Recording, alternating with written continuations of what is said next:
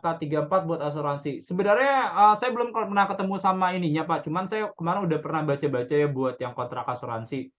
Jadi ini kan sebenarnya kan kayak modelnya kan IFRS 17 kan ya, Pak Budi ya.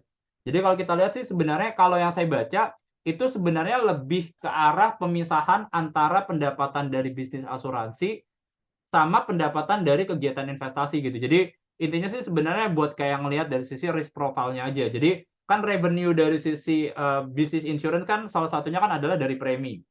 Nah, itu kan sebenarnya kan sebelumnya kan digabung. Yang sekarang tuh akan dipisah duit yang dari premi sama revenue yang dari kegiatan investasinya. Jadi itu sih sebenarnya.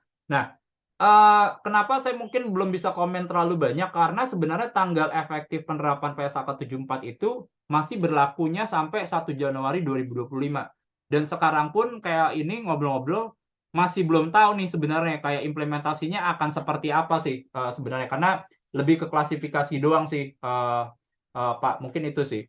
Cuma masih gambaran aja ya kalau misalnya buat bisnis asuransi kan sebenarnya ya mungkin teman-teman lebih familiar ya apalagi yang investasi di insurance ya. Cuman kan yang pernah jadi concern kan sebenarnya kalau kita lihat masalah struktur aset sama liabilities. Jadi namanya asset liabilities management.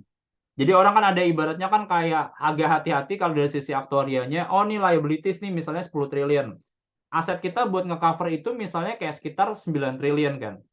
Nah, cuma kan ibaratnya kan aset ini kan akan datang dua ya. Misalnya kalau dari premi sama dari sisi investasi. Cuman kalau misalnya ternyata dari sisi preminya itu trennya lagi nggak terlalu bagus, aset ini kan nambahnya kan ibaratnya ada risiko kan, karena premi ini kan nggak stabil misalnya.